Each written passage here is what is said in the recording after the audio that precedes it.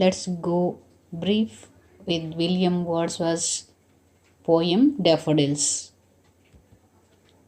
Let's see first stanza.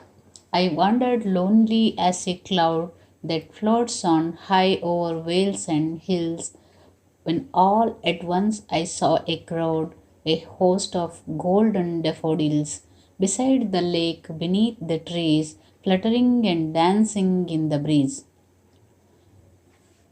The poet is sad and restless because of which he is roaming here and there the countryside without any purpose, like a cloud that keeps floating over the hills and valleys. Here, the poet compares himself with the lonely cloud that wanders here and there for no reason. While roaming like this, he suddenly reaches the shore of a lake. He sees a large number of golden colored daffodils dancing with the gusts of wind. These daffodils were spread in large numbers on the banks of the lake, and they were swinging in the air as if it seems that they were very happy. Let's go for stanza 2. Continuous as the stars that shine and twinkle on the Milky Way, they stretched in never ending line along the margin of a buoy. 10,000 saw I at a glance, tossing their heads in sprightly dance.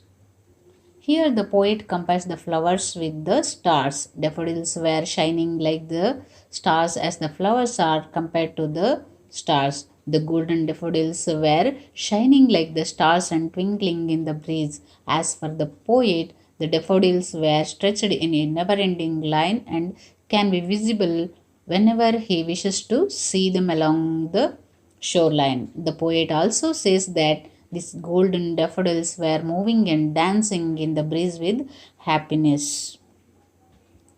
Stanza 3. The waves beside them danced, but they outdid the sparkling waves in glee. A poet could not buy a gay in such a jocund company. I gazed and gazed, but little thought what wealth the show to me had brought. Here the poet says that there were many waves in the lake which were dancing, but the waves of daffodils from the wind were quite different from that. The waves in the lake could not match it. The joyful dance of the daffodils in the wind was much better than the waves in the lake. This scene was a last source of happiness for him, but he could not fully appreciate as this scene was just a part of it. Let's go for stanza 4. For oft when on my couch I lie, in awakened or in pensive mood, they flash upon that inward eye, which is the bliss of solitude.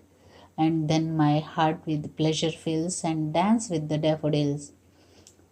The speaker says that he often sits on his couch alone and in an anxious mood, and then all these scenes of daffodils come to his mind. Inside, he remembers all those scenes in his mind. Recalling those scenes, his lonely mind fills with joy, and then his heart dances with the joy of with the daffodils. Now, let's see question and answers. The first question: what and where did the poet see all at once? Answer: the poet saw a host of golden daffodils fluttering and dancing in the breeze beside the lake and beneath the trees.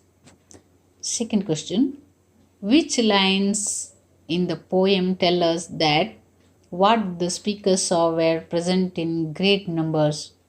Answer: 10,000 saw I at a glance. This line tells us that the speaker saw were present in the great numbers. Third question: mention the three things which the flowers did. Answer: the flowers fluttered and danced in the breeze. They stretched in a never ending line. They tossed their heads in sprightly dance.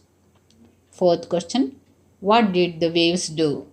Answer: the waves sparkled and danced. Fifth question: What happened when the speaker is in a vacant or pensive mood? Answer. Whenever the speaker is alone in a thoughtful mood, he thinks about the beauty of daffodils. His heart then fills with supreme happiness and dances with the daffodils. Sixth question. What was the poet doing? The poet was wandering alone in the countryside. Seventh one. While the poet was wandering, what did he see and where did he see them? Answer. The poet saw a host of golden daffodils while he was wandering.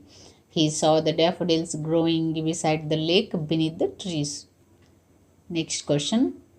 How many daffodils does the poet say that he saw at a glance? Why does he say so? Answer. The poet says that he saw 10,000 daffodils at a glance. He says so in order to highlight that the whole area along the lake was covered with blooming, uncountable daffodils. Next question. Why does it appear that waves and daffodils are competing? Answer. When the poet saw the daffodils, they appeared to be tossing their head in sprightly dance. The waves in the bay beside which the daffodils grew also appeared to be moving in a joyful dance. Moreover, the poet felt that the movement of the daffodils was better than that of the sparkling waves. Thus, it appears as though the daffodils and the waves were competing. Next question. What does the first line of the poem tell you? The first line tells us that the poet wanders lonely as a cloud. Let's go for next question. What does the poet compare daffodils to? Why does he make such a comparison? The poet compares the daffodils to the stars that shine and twinkling in the Milky Way. The poet makes such a comparison because to him the daffodils seem to grow in never-ending lines like the stars in a galaxy. Also, the yellow daffodils seem to shine and glow brightly like the stars twinkling in the sky. Continues as the stars that shine and twinkle on the Milky Way, they stretch it in never-ending line. What is compared to stars?